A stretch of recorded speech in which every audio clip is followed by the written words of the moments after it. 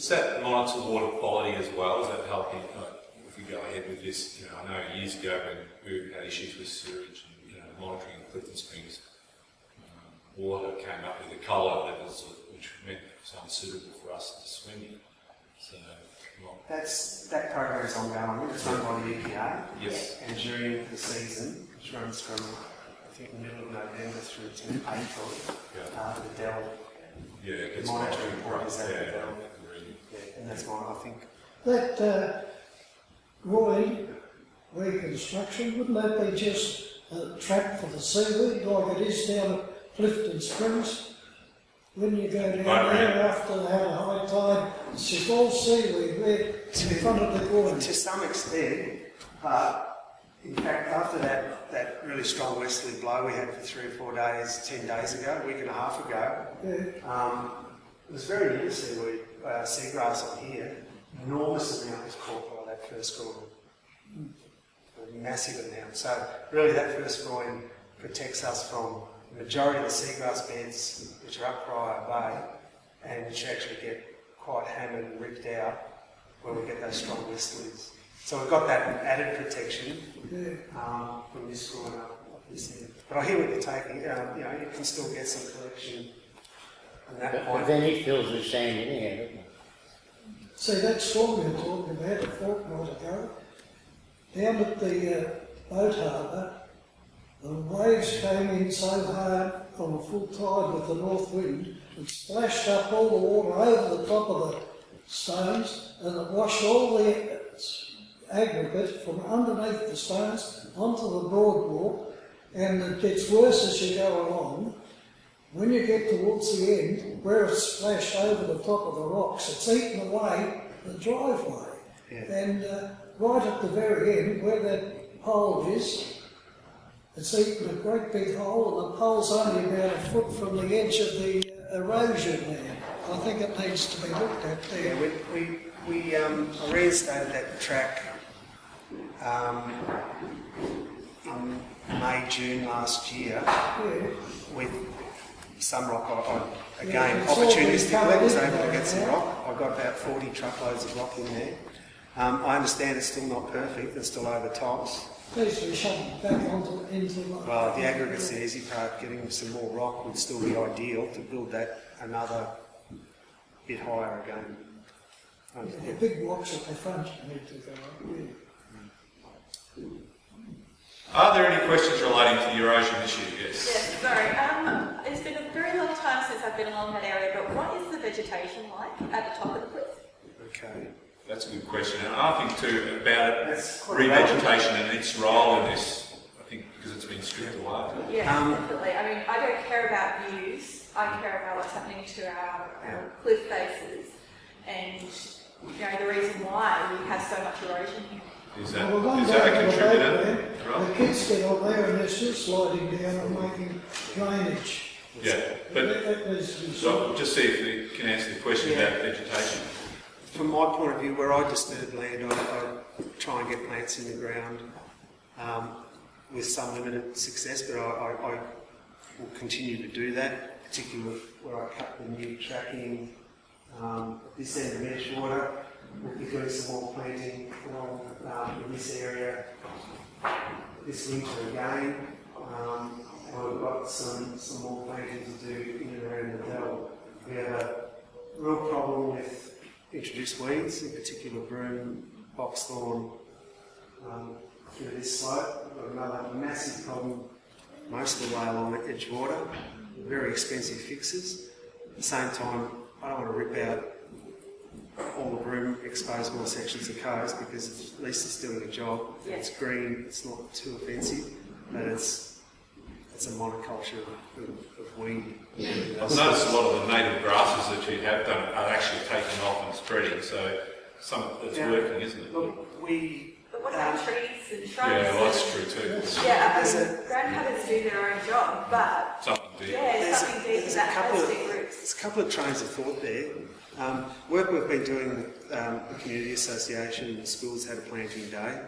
It was basically, let's get rid of weed, not expose the ground, but at one slope of the Dell we've taken away a hell of a lot of boxthorn, some of the pines, and we've got an ongoing program of weed control. We're getting some real good success rates there. The other areas where we've got just infested with weeds, the advice we've been receiving from our horticultural people is that you try and create or plant a whole community, you really struggle because you're just fighting the weeds all the time. They're saying better off putting some shrubs in, creating a canopy, and the weeds won't survive underneath, and then you can start introducing more of the ground covers. So we'll be looking at putting more shrubs and trees in rather than grasses, because you're just fighting the battle against the more dominant, stronger kikuyu or whatever you've got in that area. Good answer. I think you have answered the question. Yeah, definitely. So- Sign me up, I'll help. The community association have been running with the schools and Raplh's been doing that. The Dell project has been a fantastic effort. Along the golf course too, we've really only done some works along the 18th fairway, but the group that works, I think on a Monday morning, volunteers, I've got some plans ready for them. They'll be ready in about, I think August, our native nursery set, so I need to contact Mike Scott. And there's going to be, the golf club will do plantings up on the upper slope there, so that's another win for us, because one thing to get a few thousand plants propagated, they only cost $1 each, but it's a lot of money to put them in the ground and look after them. Ian, you do have a question? Yeah, the cliff top walk through the golf course, is that going to be open up for the public, or is it going to be private? The question was the cliff top walk near the golf course, it's very treacherous, and it's going to be reopened. It's fenced off. Not really my jurisdiction. I can take it on board. I think there's a couple of different trains of thought there. Not sure that the golfers and it's just... Yeah, they're a bit protected, but it is a great view and a great walk if it could be opened up for the public. I don't think you get actively chased off that area. No. I've never been chased off. It's just a little bit dangerous though. The last time I walked along there, there's a few sinkholes. Right, any more questions? Yes. I've got several questions actually. So, Yep. First question: would you angle propose at the time that it stabilises? How far back will the how much of the top will be lost? Not as it falls down. Don't propose to take a lot off the top. Don't propose to take much off the top at all. The minimalistic approach is what we're looking for, just to knock off the very steep lip to see if we can get it to lay back. But that's going to be a bit of a trial and error approach. You must have some idea, because you know what the angle propose is, so you'll know how much you have to knock off to achieve that. I think it's going to be... We're waiting to see how effective the wall is. Now, if the wall's very effective, ends up being very stable, we might go up a bit so as we can increase where the angle of the propose will reach up the cliff. So, we're not... I don't envisage anything like 25. I'll be imagining... Sorry?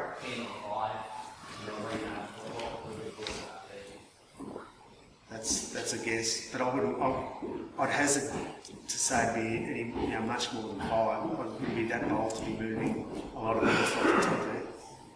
I'd rather see how it's working, how it's reacting at the bottom, and what effect, and then Yes, ask your next question. And can I just clarify, where the cliff is actually almost vertical, they're really only small sections, like a section like the top of that wall. A lot of it has some quite severe erosion, gullies, and then some real erosion that I think there's really only 2 or 3, or probably 3 sections like that. So it's not like I'm going to do the whole, that section of Edgewater. It'd be really, really selective. The other question that we have regards to the points and their effectiveness and ineffectiveness up to now. So it looks like we're quite effective on the in capturing sand on the quiet side, but if if you move down to the last drawing, the one that's closest to the Beacon Point Road, at the bottom of the stairs, that sand is down there and it's gone. I think it's actually one of your engineers consider that sand is on its way down Point Ridges. So what's actually happening is that they're drawing the last one is not effective, in fact it's making it worse. That sand is disappearing and getting down Point Ridges. Did everyone hear that? Is that what you're finding, Raplh? Is it? Yeah, I mean, it so sounds like it could it's be quite a a- bit, but I'm not sure. quite a terminal scour effect that you're talking about. We've noticed though since we've put in the access track or the haul road to do the works there, and the haul road went in quite a few months earlier before works on the wall commenced, we actually started to get some deposition there. So the scour effect wasn't as bad, but you're right, I mean that groin effectively caused quite a terminal scour on the eastern side. So every action has a reaction. And so, would the solution be build in more drawing the road? I think that was actually on the cards at one stage. It was on the cards in the original design to build one right at the steep point of my first slide. It's since, in fact, the same consultant steered us away from entertaining that. Whether or not it would still make sense to do, because when you actually reach that point, you start to get quite a section of coast that has much harder and more stable bedrock exposed into the toe of the cliff, so less likely to have that same terminal scour occur. So yeah, the groins are very expensive. Cool. So here, Have you sort of put anything in the water to cut down on the way back? Artificial reefs, things like that. No, floating reef, like floating bamboo that they use it overseas, to cut down on the way in the rivers and things like that. No, I haven't.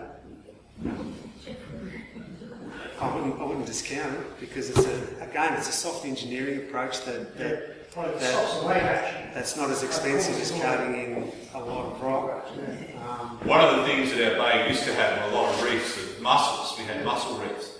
And during the sculpting era, a lot of those reefs, well, all of it was smashed and lost. So a lot of the wave action was thing that current changed a lot of things. You see, it's such a it's a really difficult environment. This area illustrates a section of coast from Point Richards right through to Point Henry. In fact, that is as shallow as just all the seagrass on it. We've got this band, it's almost 800 metres wide, that doesn't drop off very quickly. I mean, it gets probably the maximum depth 3 or 4 metres until we actually get into this darker water. But boat owners know about that. Yeah. It's a real battle to try and keep sand from clogging up the entrance to our harbour here. And we've got our own bayside, our grand harbour at Clifton.